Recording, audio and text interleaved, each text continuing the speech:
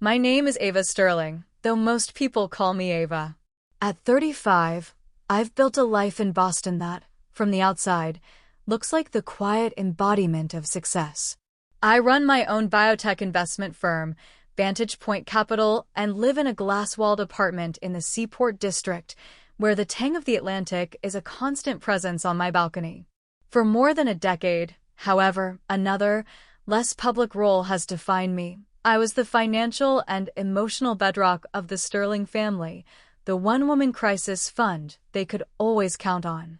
Last month, after funding a $20,000 deposit for my parents' 40th anniversary gala, I arrived at the event, gift in hand, only to be met with my father's cold, dismissive words to the staff, "Please handle this disruption."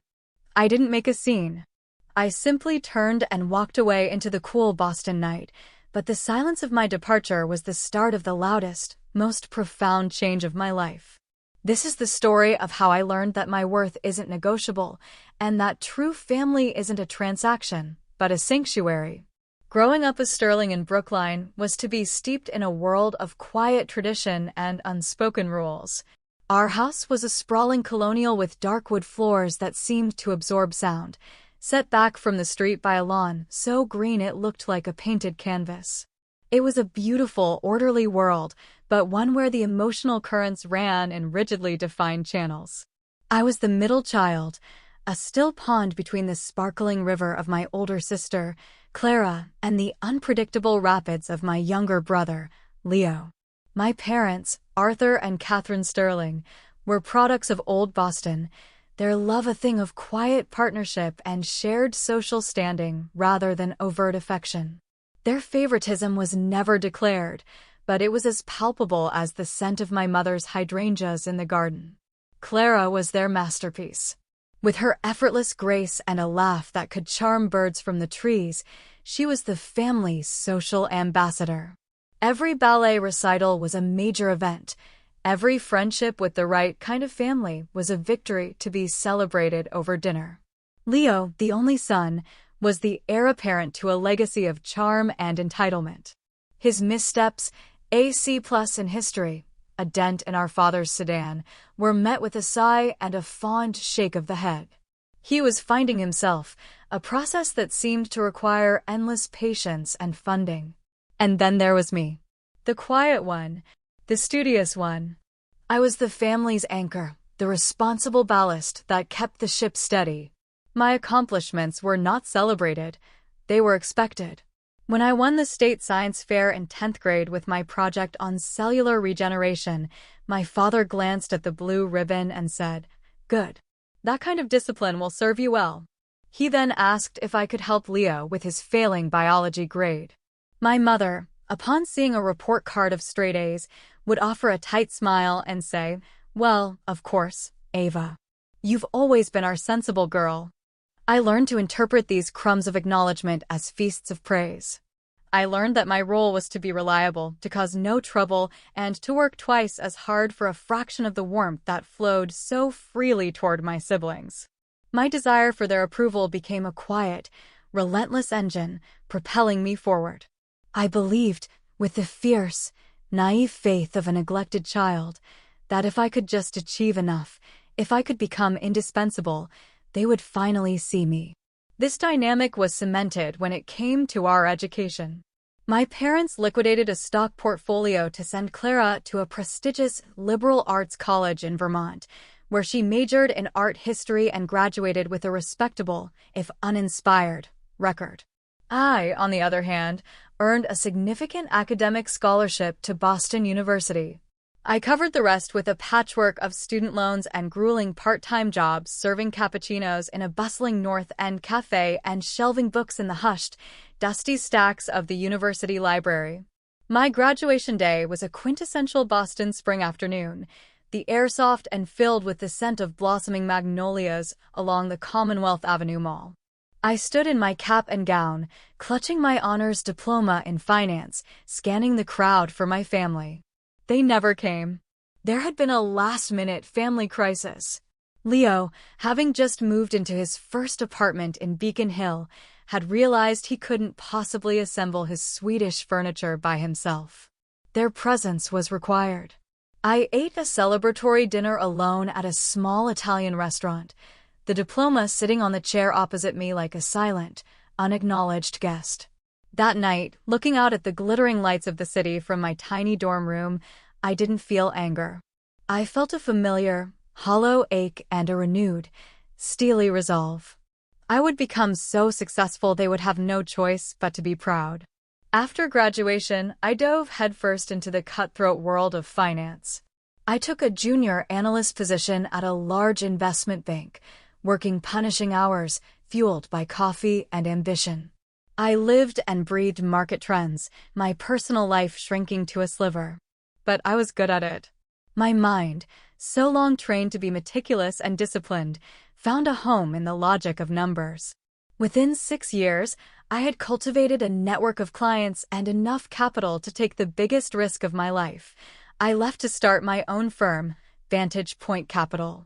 I specialized in a niche but burgeoning field, biotech investment strategy. Here, in the heart of Boston's world-renowned medical and research hub, my firm found its footing. I had an instinct for identifying promising startups, the ones working on groundbreaking therapies and diagnostics. By the time I turned 32, Vantage Point was not just surviving, it was thriving. I was making more money than I had ever imagined, a success story forged in solitude and sheer force of will. And that was when the phone calls, the ones that would come to define the next chapter of my life, began in earnest. The first call was from my mother. Her voice, usually so poised, carried a carefully crafted note of vulnerability. "Ava, darling, your father and I are in a bit of a bind. He's decided to cut back his hours at the law firm, and with the property taxes on the Brookline house, well, they're just staggering. I was wondering if you might be able to help, just for a little while." A flood of warmth rushed through me. They were turning to me. The reliable one, the sensible one. "Of course, Mom," I said, my voice steadier than my hand as I opened my online banking app. "Don't worry about a thing." Just for a little while became a permanent arrangement. Soon, I was quietly covering their mortgage, a silent partner in the upkeep of my childhood home. Then came Leo's needs. He was a whirlwind of brilliant, half-baked ideas. First, it was an artisanal kombucha brewery in Somerville. I gave him $30,000 in seed money, picturing him as a successful entrepreneur, my faith finally rewarded. The brewery folded in 6 months after a health code violation and Leo's realization that running a business involved spreadsheets and early mornings. Next was a mobile app for discovering forgotten historical sites in Boston, an idea that never progressed beyond a slickly designed landing page. That was another $20,000. Then came a high-end dog walking service for the Beacon Hill elite, which he grew bored of once the novelty of playing with puppies wore off. Each failure was followed by a call, not of apology, but of fresh, urgent need. And each time, I complied, telling myself that this time, this would be the one that worked. Clara's wedding was a masterpiece of financial and emotional extortion. It was a grand, society affair held in the breathtaking courtyard of the Boston Public Library. As the maid of honor, I was expected to host a bachelorette weekend. Clara's vision was not a simple night out, but a 3-day excursion to a waterfront estate in Nantucket for 12 of her closest friends.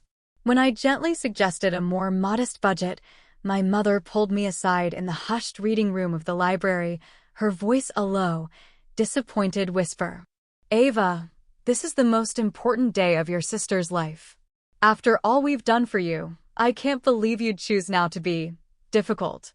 Do you want to be the reason her perfect day is tarnished?" The phrase, "after all we've done for you," hung in the air, a debt I could never repay. I paid for the Nantucket weekend. I paid for the couture flower girl dresses. I wrote a check so large it made my stomach clench, and in return, I was given a seat at a secondary table during the reception, a perfect vantage point from which to watch my family celebrate a unity I had funded but could not fully join. The pattern became painfully clear. My presence was optional, but my bank account was essential.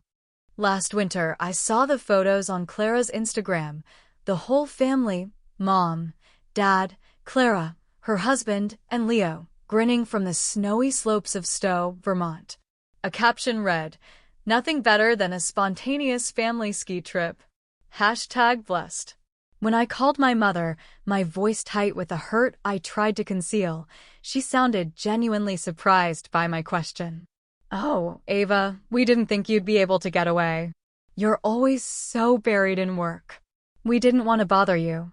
3 weeks later, my phone rang. It was Leo. His car had been towed from his resident-only parking spot for the third time, and he couldn't afford the impound fees. Without a thought, I transferred him the $1,500. It was easier than confronting the silence. The planning for my parents' 40th anniversary began with a phone call that felt like a ray of sunshine on a foggy Boston morning. My mother's voice was warmer than it had been in years. "Ava, dear, your father and I have decided to do something truly special for our 40th. A grand celebration at the Ethelred." My breath caught. The Ethelred was legendary, a private dining club in a historic Beacon Hill mansion known for its hushed elegance, museum-quality art, and a guest list that was a who's who of the city. To host an event there was to make a statement. "Mom, that's incredible," I said, a genuine smile spreading across my face. For the first time, I felt a flicker of real inclusion. "We knew you'd think so," she continued, her voice shifting into a familiar, expectant cadence. "The thing is, the deposit is quite steep. We were hoping you could help us secure the reservation. It's a $20,000 commitment for the grand salon and the initial catering." The sum was breathtaking, a significant withdrawal even for me. But the image of my family, all of us together, celebrating in that opulent room, was intoxicating. It felt like the culmination of everything I had worked for. "Of course, Mom. I'd be honored to help with that." "Wonderful. The event manager will call you for the details. We're thinking around 75 guests." 75? I murmured, my mind already doing the math. The final cost would be astronomical. "Who are we inviting?" "Oh, just our nearest and dearest," she said vaguely. "We'll send you the list." "You're a doll, Ava." The list never materialized. My inquiries were met with gentle deflections. "Don't you worry your pretty head about the details, darling. You focus on your important work." 2 weeks before the party, a knot of anxiety tightening in my stomach, I called Clara to ask about the dress code. "Oh," she said, an unmistakable note of surprise in her voice. "You're coming? I just assumed you'd be swamped." "Clara, I paid the deposit. Of course I'm coming." "Right. Well, it's black tie." "Very formal," she said, quickly changing the subject to her children's latest exploits. I poured my anxiety and my hope into my preparations. I found the perfect dress at a small boutique on Newbury Street, a column of deep emerald silk that made me feel both elegant and strong. For my parents, I commissioned a truly special gift. For my father, a history aficionado, a pair of cufflinks made from antique Roman coins. For my mother, a vintage sapphire brooch that matched the color of her eyes. The gift cost nearly $7,000, but I imagined their faces, the surprise and delight, and it felt worth every penny. This, I told myself, would be the night everything changed. This time, they would see me. The night of the party, May 15th, arrived on a wave of perfect spring air. The sky over Boston was a soft, bruised purple, and the city lights were just beginning to prick the twilight. I had my hair styled in a sleek chignon and my makeup done professionally, the artist emphasizing my eyes. The emerald dress felt like a suit of armor and a prayer all in one. Tucked into my clutch was the small, velvet-lined box containing the gifts. The Ethelred was even more magnificent than I had imagined. A discreet brass plaque was the only sign on the imposing brick facade. Inside, a hushed, marble-floored lobby led to a sweeping staircase. I was directed to the elevator, which opened directly into the anteroom of the grand salon. The air hummed with sophisticated chatter and the gentle strains of a string quartet. The room was a vision of cream roses and candlelight, the soft glow reflecting off the gilded frames of imposing oil paintings. A hostess with an elegant updo and a clipboard greeted me with a polite smile. "Good evening. I'm here for the Sterling anniversary party," I said, my own smile feeling tight with a mixture of excitement and nerves. She ran her finger down a printed list. Her brow creased. "And your name, Miss?" "Ava Sterling. I'm their daughter." Her eyes scanned the list again, her professional poise faltering for a fraction of a second. "I'm so sorry, I don't seem to have an Ava Sterling on the guest list." The floor seemed to tilt beneath my feet. "That can't be right," I said, my voice a little too high. "There must be a mistake. I'm their daughter." I made the deposit for the event." The hostess's expression softened with pity. "Let me just get the event coordinator for you." As she slipped away, I stood frozen, feeling the curious glances of guests. I saw my Uncle Robert laughing with a group by the fireplace. My cousin Isabel was taking a photo of the towering, seven-tiered cake. They were all here. Everyone I had imagined celebrating with. A woman in a sharply tailored black suit appeared at my side. "Miss Sterling? I'm Diana, the event coordinator. I understand there's some confusion." "I think so," I said, my cheeks burning. "My name seems to be missing from the list." "Yes," she said, her voice a low, uncomfortable murmur. "We do have your name on file as the financial guarantor for the event. However, the final guest list was submitted and approved by your parents 2 weeks ago, and your name was not on it." "I'm terribly sorry." "Not on it." The words were nonsensical. "But I paid for it. May I please speak to my parents?" "Of course." "One moment." She vanished into the glittering crowd. The moments that followed stretched into an eternity. I was an exhibit in the lobby, a woman in an emerald dress who clearly didn't belong. I saw Clara and her husband arrive, their 2 children in tow. Clara's eyes met mine for a fleeting second before she looked away, hurrying her family past me as if I were a stranger. Leo sauntered in moments later with a willowy blonde on his arm. He had the grace to look momentarily ashamed, muttering my name under his breath before steering his date toward the bar. After what felt like a lifetime, my parents emerged from the salon. My mother was radiant in a gown of shimmering silver, a diamond necklace glittering at her throat. My father looked impossibly distinguished in his tuxedo, a glass of champagne in his hand. They stopped a few feet from me, their expressions not of confusion, but of pure irritation. "Ava," my mother said, her voice a low hiss. "What on earth are you doing here?"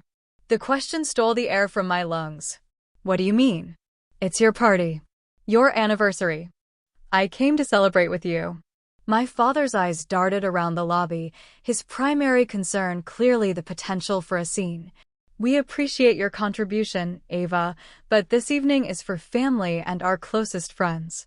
"I am family," I whispered, the words a ragged tear in the sophisticated fabric of the evening. "I'm your daughter." "You know what we mean," my mother sighed, a flicker of impatience crossing her perfectly made-up face.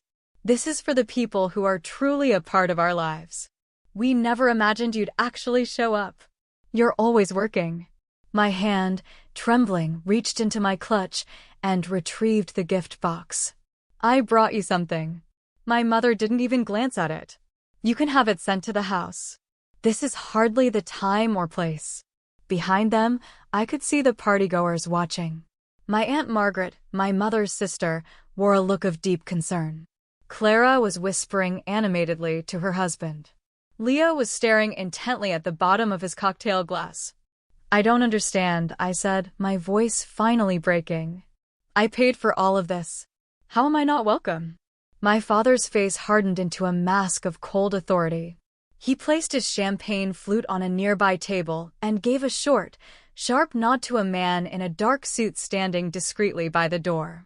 "Arthur," my mother murmured, a note of caution in her voice. He ignored her. "Please escort this woman out," my father said to the security guard, his voice devoid of all emotion. "She is causing a disruption." "Disruption? Not daughter." Not Ava. A disruption. The word was a slap, colder and more stunning than any profanity. The guard approached me, his expression apologetic. Ma'am, I'm going to have to ask you to leave. I couldn't move, couldn't speak. Dad? The single word was a plea. He didn't look at me. He looked at the guard. Get this. Disruption. Out of here. The guard's hand on my elbow was surprisingly gentle. I'm very sorry, ma'am, he murmured as he led me toward the elevator. I was too numb to resist. The last thing I saw before the polished brass doors slid shut was my father turning his back on me, my mother already smoothing her gown, both of them melting back into the warm, golden light of the party, leaving me in the cold silence of the hall. The gift box felt heavy and worthless in my hand. The elevator ride down was a silent descent into a new reality. In the lobby, the valet brought my car without a word, his averted eyes a small mercy. I placed the gift box on the passenger seat, its velvet mocking me. I drove away from Beacon Hill, away from the glittering party I had paid for, away from the family that had just publicly and irrevocably defined my worth to them. The streets of Boston blurred through a film of tears. I navigated on pure muscle memory, a familiar turn toward my seaport apartment feeling alien and strange. In the sterile quiet of my underground parking garage, I turned off the engine. For a long time, I just sat there, the hum of the garage's ventilation the only sound. The emerald dress felt like a costume. The carefully applied makeup, a mask. The silence was broken by a single, ragged sob that tore its way out of my chest. It was followed by another and another until I was hunched over the steering wheel, my body shaking with the force of a grief that was 35 years in the making. It wasn't just about the party. It was about the science fair, the lonely graduation, the unanswered calls, the 1,000 tiny cuts that had finally culminated in this one mortal wound. My phone buzzed, startling me. The screen glowed with the name of my best friend, Maya. I answered with a trembling hand. Ava, how's the party of the century? Her cheerful voice chirped. Are they finally worshipping at the altar of their amazing daughter? They threw me out. Maya, I whispered, my voice a wreck. What? The lines breaking up. Say that again. They had security escort me out, I said, louder this time, a fresh wave of sobs making the words shudder. There was a moment of stunned silence on her end. Ava, where are you? Right now. My parking garage. Don't move. I'm on my way. Maya arrived in under 20 minutes, her car screeching to a halt beside mine. She took one look at my tear-streaked face, opened my passenger door, carefully moved the gift box to the back seat, and pulled me into an embrace that felt like coming home. Tell me everything, she said, her voice fierce. Up in my apartment, as the city lights twinkled indifferently outside my floor-to-ceiling windows, the story poured out of me. The vague invitations, Clara's surprise, the hostess's pity, my parents' cold fury, the final, brutal dismissal. Maya listened, her expression shifting from disbelief to a simmering rage. They are emotional vampires, Ava, she said, her hands clenched. This isn't just dysfunctional. This is abuse. They don't see you as a person. They see you as a resource. But they're my family, I managed, the old, reflexive defense sounding hollow even to my own ears. No, she said, her voice firm but gentle. Family doesn't do this. Family shows up. Family celebrates you, not just what you can provide. Family doesn't have you thrown out of a party you paid for. She guided me to the bathroom, helped me out of the emerald dress, and gently wiped away the ruins of my makeup. While she ordered our favorite Vietnamese food, I sat numbly on my sofa, staring at the gift box on my coffee table. You know, I said quietly when she returned with 2 glasses of wine, I have a file. A spreadsheet. I'm a finance person, after all. I've tracked every dollar I've ever given them.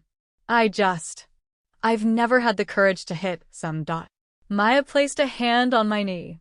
Maybe it's time to look at the balance sheet. While we waited for the food delivery, I opened my laptop.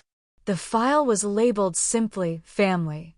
Inside, a meticulously organized spreadsheet detailed a decade of my generosity. I clicked on the cell at the bottom of the column and typed in the formula. The number that appeared made us both gasp. $412,650.22. Oh, Ava, Maya whispered. That's a house on the Cape. That's a trust fund. That's the price you've paid for their approval. I scrolled through the line items, each one a ghost of a memory. Leo's failed businesses, Clara's wedding, the endless loans that were never repaid, the Brookline mortgage, the country club dues, the luxury vacations I was never invited on. And that doesn't even count the 20 grand for tonight, I said, my voice hollow. A new feeling began to stir beneath the grief, not the hot rage I might have expected, but a cold, clear anger. On a hunch, I logged into my credit card account. My blood ran cold.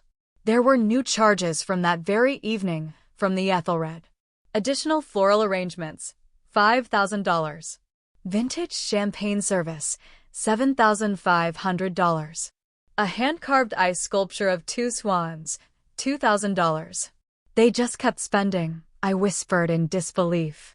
Without even asking. My fingers flew across the keyboard to Clara's Instagram page. The first photo was of my parents, beaming as they cut the 7-tiered cake I had unknowingly funded. The caption read, "Celebrating 40 years of a love that taught us everything about what family truly means. #blessed #Sterling family." Another photo showed Leo presenting our parents with a pair of airline tickets. His caption, "So thrilled to gift Mom and Dad a trip to the Scottish Highlands to celebrate. They deserve the world." The trip I had booked and paid for 2 months prior, now presented as his grand gesture. My heart didn't break. It hardened. The years of quiet hope, of striving and giving, collapsed into a single, sharp point of clarity. I looked at Maya, my eyes dry.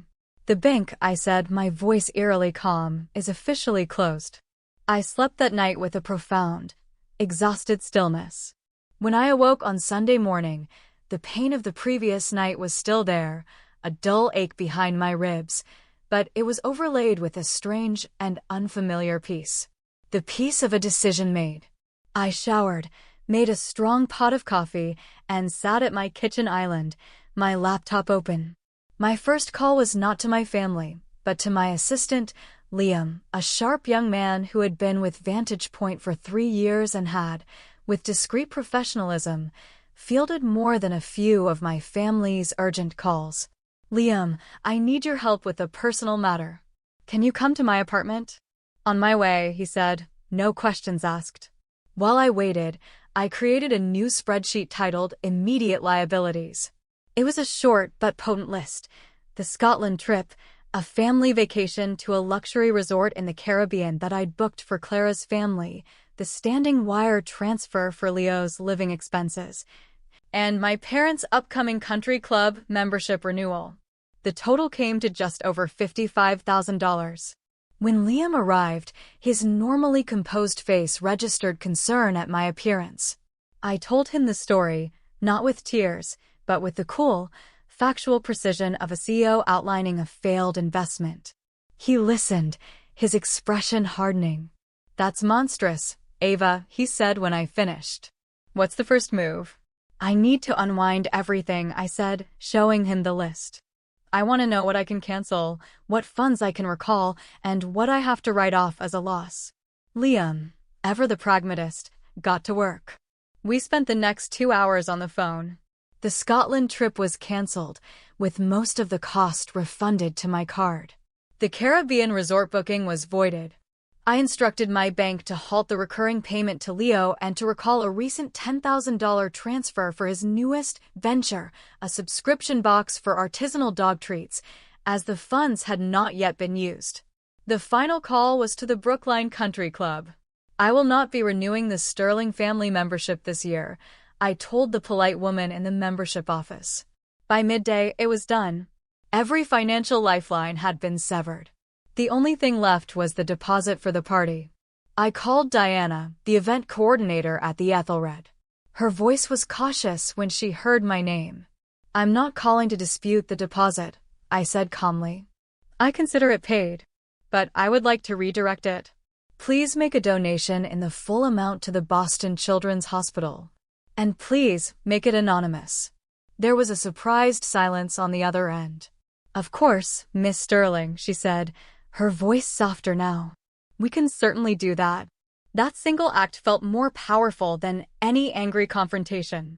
It was taking something meant to hurt me and turning it into something good. That evening, Maya came over again, this time for a celebratory dinner. My phone, which I had set to silent, began to light up on the kitchen counter like a frantic emergency beacon. Missed call. Mother. Missed call. Father. Text from Clara. The resort just canceled our trip. What is going on? Fix it, Ava. Missed call. Leo. Voicemail from Father. Ava, call me this instant. This is not a request. Within an hour, there were 42 missed calls and a flood of increasingly hysterical texts. Maya watched the phone vibrate itself across the granite countertop. "The fallout begins," she said, pouring more wine. I felt a strange sense of detachment, like a scientist observing a chemical reaction. "Let them sit with it," I said. "For the first time, they're experiencing a consequence." The pounding on my apartment door began at 7:30 the next morning. It was loud, insistent, and angry. I looked through the peephole to see my entire immediate family assembled in the hallway. My father, his face dangerously flushed. My mother, her expression a mask of outrage. Clara, looking frantic, and Leo, radiating a sense of profound personal injury. I took a deep breath, centered myself, and opened the door. "What is the meaning of this?" my father bellowed, storming into my living room as if he owned it. The others followed in his wake. "Good morning," I said, my voice calm. I closed the door behind them. "Don't you? Good morning, us." Clara shrieked. "My children are crying, Ava. Their vacation is ruined." "The bank called me," Leo accused, his voice rising. "They said you recalled the funds for my business. I have contracts signed." "And the club," my mother said, her voice trembling with theatrical pathos. "Our membership, after all these years. The humiliation." My father stood before me, his presence meant to intimidate. "I don't know what kind of childish game you're playing, Ava, but it ends now. You will fix this." They all stared at me, their collective expectation a palpable force in the room. In the past, I would have crumpled. I would have apologized, scrambled to make it right, to soothe their anger and restore the status quo. But as I looked at their furious, entitled faces, I didn't feel fear or guilt. I felt a profound, liberating pity. "No," I said. The word was quiet, but it landed with the force of a thunderclap. For a moment, they were all stunned into silence. "What did you say?" my father finally managed. "I said no," I repeated, my voice even. "The financial arrangements are over. All of them." The dam of their fury broke. They shouted over one another, a cacophony of accusations and demands. I was selfish, ungrateful, unstable, cruel. My father took a step closer. "You will reinstate everything, or so help me, you are out of this family." A small, genuine laugh escaped my lips, startling them all into another brief silence. "Out of the family?" I asked. "Dad, when was I ever truly in it? Was I in the family when I was paying your mortgage? When I was funding Leo's hobbies? When I was bankrolling Clara's lifestyle? Or was I just a convenient, invisible resource?" I walked to my desk, picked up the printed spreadsheet, and handed it to him. "This is what I have given you over the last 10 years. $412,650.22. I believe my dues have been paid in full." They stared at the paper, their anger momentarily eclipsed by shock. "We're your family," my mother finally whispered, as if the word itself were a magic incantation that excused everything. "Family," I said, looking each of them in the eye, "doesn't have their daughter, their sister, escorted out of a party by security. Family doesn't call someone they claim to love a disruption." My father's face went pale. That was a misunderstanding. No, I said softly. It was a clarification. The clearest one I've ever received. I looked at them all, standing in my sunlit apartment, their shadows long on the floor. The bank is closed, I said again. Permanently. You are all capable adults. It's time you started acting like it. They left in a storm of muttered threats and venomous promises that I would regret this. As the door closed behind them, I leaned against it, expecting to feel a wave of grief or loss. Instead, all I felt was the quiet, steady hum of my own life, waiting to be lived. My phone buzzed. It was a text from my cousin, Isabel. Ava, I saw what happened at the party. It was unforgivable. I'm so sorry I didn't say anything. For what it's worth, I'm proud of you. A single, genuine tear traced a path down my cheek. It wasn't a tear of sorrow, but of gratitude. Maybe, just maybe, I wasn't entirely alone after all. 6 months later, Boston was ablaze with the glory of autumn. The crisp air sweeping in off the harbor felt like a clean slate.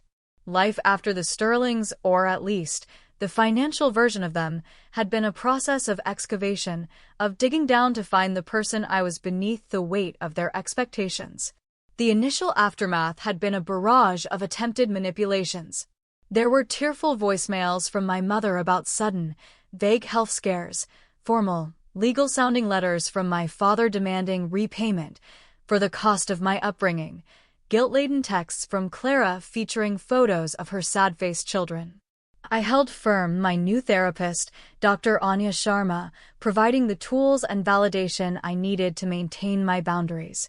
You are not responsible for their feelings, Ava, she would say in her calm, measured voice. You are only responsible for your own choices. Freed from the constant, low-grade anxiety of the next financial emergency, my world began to expand. My work at Vantage Point flourished. I took on more ambitious projects, hired 2 new analysts, and found a renewed passion for my work. I also discovered a new kind of family. I joined a support group for adults from dysfunctional families, and in a small, church basement room, I found my people. We were a motley crew, a teacher, a chef, a programmer, all of us fluent in the strange, painful language of conditional love. Our monthly dinners became my sanctuary. As Thanksgiving approached, a holiday that had always been a minefield of passive aggression and financial obligation, I decided to start a new tradition. I hosted a Friendsgiving in my apartment. My guests included Maya, Liam and his wife, my friends from the support group, and, to my surprise, my cousin Isabel and my Aunt Margaret. After the confrontation, Aunt Margaret had reached out. She and my mother, her own sister, were no longer on speaking terms. I've been watching your mother do this to you for years, Ava, she had told me over coffee. And I've been a coward. No more. That night, as my apartment filled with laughter and the aroma of roast turkey, Aunt Margaret pulled me aside. She handed me a thick, cream-colored envelope. Your grandmother, Eleanor, gave this to me before she passed away, she said quietly. She made me promise to give it to you, but only when you were ready. Only when you had found your own feet. I think, she added, her eyes shining, that day has come. Inside was a letter in my grandmother's spidery, elegant script, and a statement for a trust account I never knew existed. My dearest Ava, the letter began. I named you after myself because I saw my own spirit in you, your resilience, your quiet strength. I have watched your parents fail to see the treasure they have in you, and it has broken my heart. They are lost in their own needs. I am leaving this for you and only you. Use it not to please them, but to build a life that makes you happy. I have faith you will one day have the courage to claim it. All my love, Grandma Eleanor. The trust contained nearly $250,000.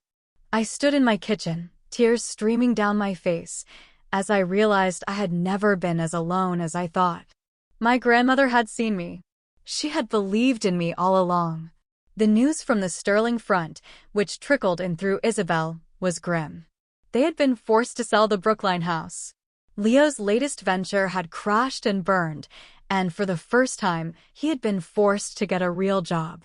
The news didn't bring me pleasure, only a distant, melancholy sadness for the people they might have been if their world hadn't been built on such a fragile foundation. In early December, I received a text from my father. It was short and devoid of the usual anger. "Your mother and I will be at the Courtyard Cafe in Beacon Hill tomorrow at 3. We would like to talk." I discussed it with Dr. Sharma. "How do you feel about it?" she asked. "Curious," I admitted. "And a little bit scared." "What would make you feel safe?" "A time limit," I decided. 30 minutes. And no talk of money. I met them the next day. They looked smaller, older. The arrogant confidence had been replaced by a weary fragility. We spoke of the weather, of the holiday decorations on Charles Street, of everything and nothing. As our time was ending, my mother reached across the table, her hand hovering over mine. "We miss you, Ava," she said, her eyes pleading. I looked at her, my heart calm and clear. "Do you miss me?" I asked gently, "or do you miss my help?" She pulled her hand back. My father cleared his throat. "It's been a difficult adjustment," he conceded. "I imagine so," I said, without judgment. "The children ask about you," my mother added, a last, desperate arrow from her quiver. I thought of my niece and nephew, the only true innocents in this saga. "They are always welcome in my home," I said. "My door is open to them anytime." I paused.